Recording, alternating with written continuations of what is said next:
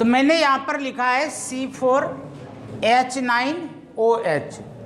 यदि कहीं पर इस तरीके से लिखा हुआ हो, यह एक छोटा सा ले लेते हैं CH4। आपने पढ़ा होगा कि मीथेन सबसे छोटा यानी कि स्मॉलेस्ट हाइड्रोकार्बन है। दुनिया में जितने भी हाइड्रोकार्बन्स होते हैं उसमें सबसे छोटा हाइड्रोकार्बन का नाम मीथेन है। और यदि आपने इसको इस तरीके से लिखा है तो इसे कहा जाता है मॉलिक्यूलर फॉर्मूला। अब इसी का यदि आपको स्ट्रक्चरल फॉर्मूला बनाना है तो आपने ये चीज़ 10th क्लास में पढ़ा होगा कि ये कार्बन है और कार्बन के साथ 4 हाइड्रोजन लगे हुए हैं।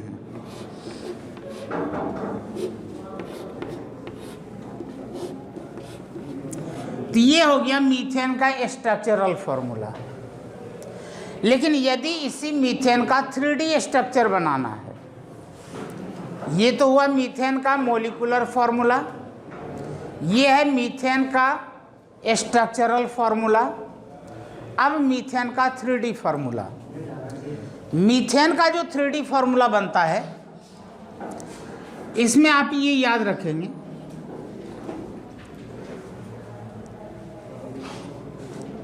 एक आपने इस तरीके से दिखाया, एक आपने इस तरीके से दिखाया, 2, एक को आपने यहां पर बिल्कुल सॉलिड लाइन से दिखाया,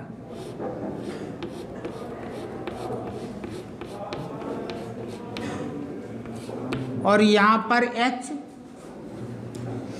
और एक आप यहां पर दिखाते हैं डैश लाइन से।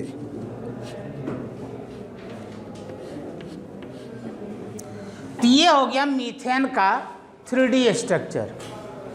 अब इस स्ट्रक्चर में ये इसका मतलब कुछ और होगा, इसका मतलब कुछ और होगा, और इन दोनों का मीनिंग कुछ और होगा।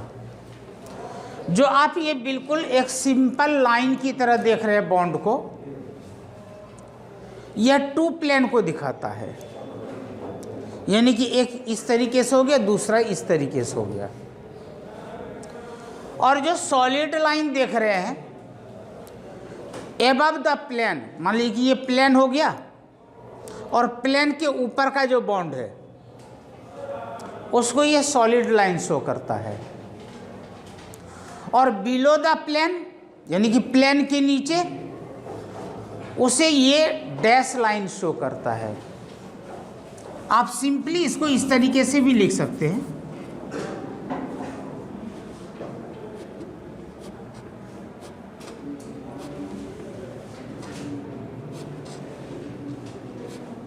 इस तरीके से भी दिखा सकते हैं।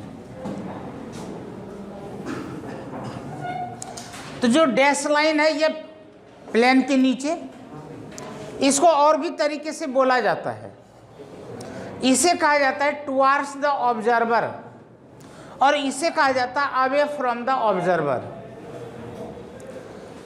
मान लीजिए कि यहाँ पर कोई फैन है, इसी पंखे को ले लीजिए, इसकी जो पंखुड़ियाँ हैं वो प्लेन में है,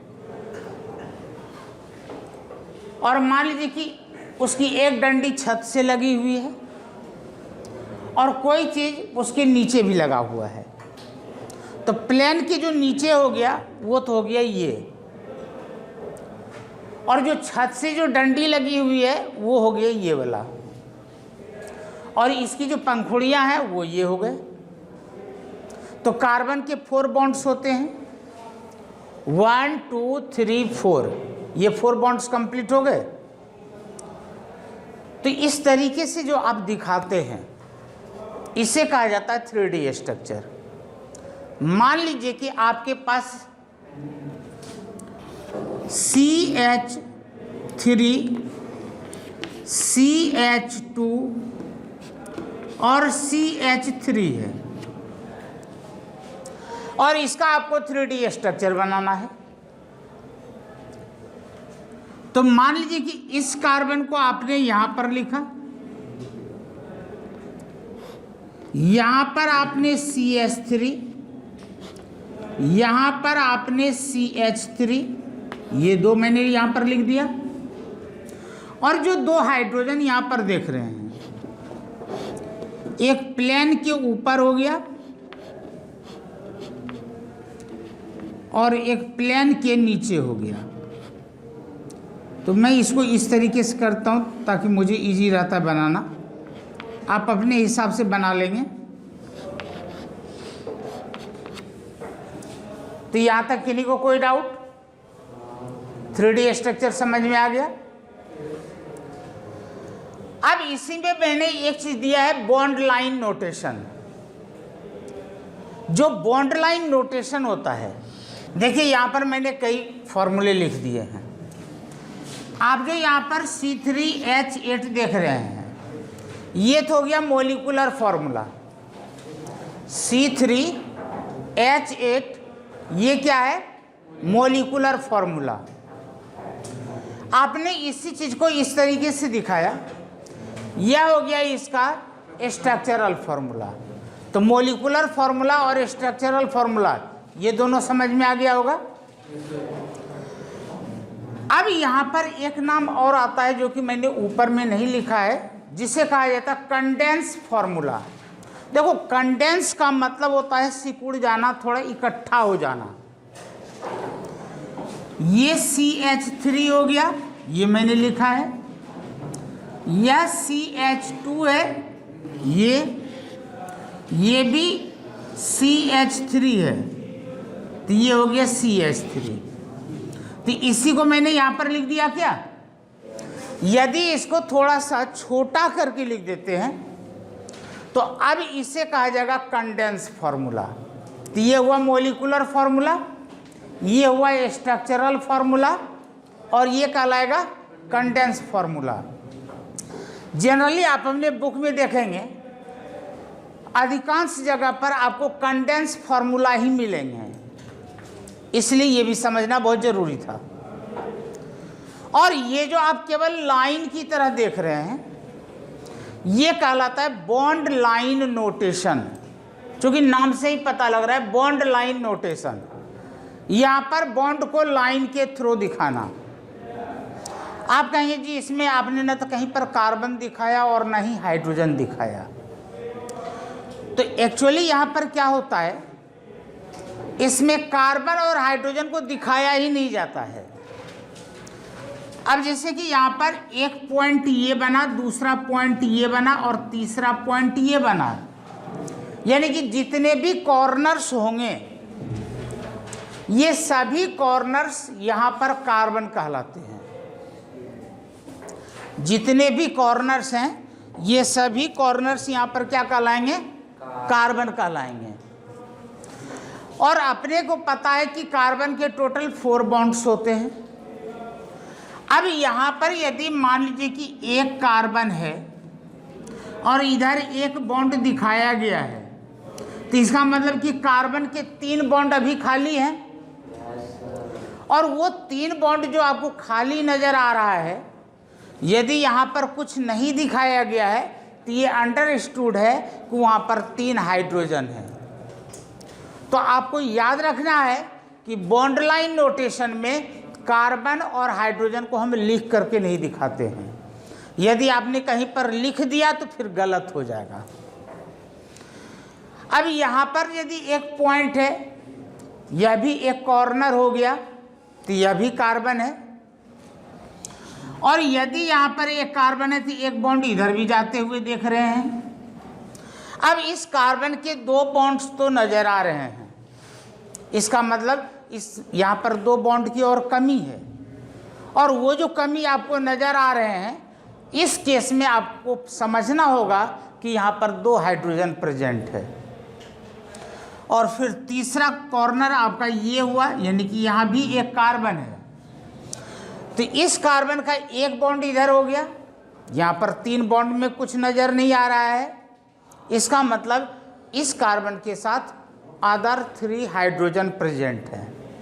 तो मुझे लगता है कि ये भी आपकी समझ में आ गया होगा। इसका मैं एक एग्जाम्पल और ले लेता हूं।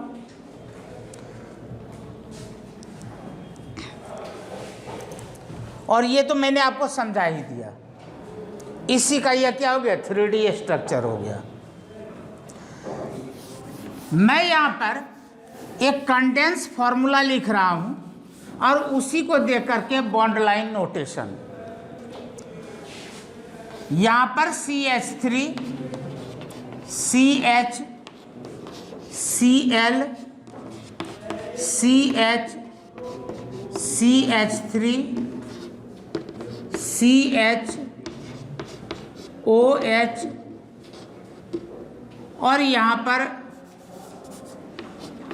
Double bond CH CH3। इस तरीके से आपको कोई एक कंडेंस फॉर्मूला दिया गया है और आपसे कहा जा रहा है कि इसका बॉन्ड लाइन नोटेशन ड्रॉ करो। तो आपको क्या करना है, यहाँ पर आपको देखना कि टोटल कितने कार्बन एक चेन में है। 1 2 3 4 5 6, एक चेन में टोटल 6 कार्बन है। आप जिग जैग पाथ पर 1, जहाँ पर आपने पेन को रखा, ये चौक को रखा, वो फर्स्ट हो गया। 2 3 4 5 6, यानी कि आपने 6 कार्बन यहाँ पर दिखा दिए। अब मान लीजिए कि ये 1 2 3 4 5 और 6। अब यहाँ पर देखिए, ये हमने फर्स्ट कार्बन माना है और ये हमारा सेकेंड कार्बन हो गया, और सेकेंड और थर्ड के बीच में क्या है, डबल बॉन्ड है। फर्स्ट, सेकेंड और थर्ड, तो सेकेंड और थर्ड के बीच में यदि डबल बॉन्ड है तो आपको एक लाइन यहाँ पर और दिखाना पड़ेगा, चाहे आप ऊपर दिखा दें या चाहे आप नीचे दिखा दें। तीसरे कार्बन पर एक OH है, तो यहाँ पर या तो ऊपर या तो नीचे OH लिखेंगे, यानी कि कार्बन के साथ हाइड्रोजन है तब नहीं लिखना है, लेकिन किसी अदर चीज के साथ हाइड्रोजन है तो आपको लिखना पड़ेगा। तो यहाँ पर ये हाइड्रोजन ऑक्सीजन के साथ है, इसलिए आपने यहाँ पर OH लिखा, तभी बात समझ में आएगी कि ये हाइड्रोक्सिल ग्रुप है। उसके बाद फोर्थ नंबर पर CH3 है। फोर्थ नंबर ये है, या तो ऊपर या तो नीचे, कहीं भी सिर्फ एक लाइन लगा दीजिए, क्योंकि ये पॉइंट फिर क्या बन जाएगा, कार्बन बन जाएगा। और मैंने कहा था कार्बन के साथ यदि हाइड्रोजन है तो उसे रिप्रेजेंट नहीं किया जाता है। तो आप इतना लिख करके छोड़ देंगे तो ये माना जाएगा कि यहाँ पर क्या है, CH3 है। यदि इनकेस यहाँ पर ऐसा होता C2H5, ऐसा भी हो सकता था, तो यहाँ पर जो C2H5 है, ये जो C2H5 है, इसे थोड़ा सा एक्सपेंड करो, थोड़ा इसको बड़ा करो। कैसे बड़ा होगा, तो ये जो C2H5 है, क्या इसे CH2 और CH3 लिखा जा सकता है क्या? जो हमारे पास C2H5 था, इसे आपने पहले इसको थोड़ा सा एक्सपेंड कर दिया, बड़ा कर दिया, तो अब यहाँ से एक कार्बन और 2 कार्बन आ गया। आपको यहाँ पर क्या करना है, इसको थोड़ा सा कर्व कर देना है, लेफ्ट या राइट की ओर घुमा देना है। इसका मतलब कि यहाँ से ये पहला कार्बन हो गया और ये दूसरा कार्बन हो गया। तो ये पॉइंट समझ में आया क्या?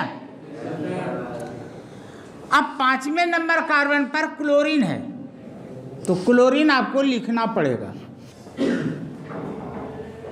और यहाँ पर आपको कुछ नहीं लिखना है। तो जो ऊपर में मैंने यहाँ पर कंडेंस फॉर्मूला लिखा, उसका यह क्या हो गया, बॉन्ड लाइन नोटेशन। यहाँ तक समझ में आ गया? तो 2 मिनट में इसको कॉपी कर लीजिए ताकि आपको पता लग जाए। यहाँ पर साइड में लिख लेना बॉन्ड लाइन नोटेशन। हाँ, एक चीज़ यहाँ पर ध्यान दे दो, इसका डायरेक्शन थोड़ा चेंज कर लेना, ठीक है? जो अवे फ्रॉम द ऑब्जर्वर है, ये हो गया टुवर्ड्स द ऑब्जर्वर, और ये हो गया अवे फ्रॉम द ऑब्जर्वर।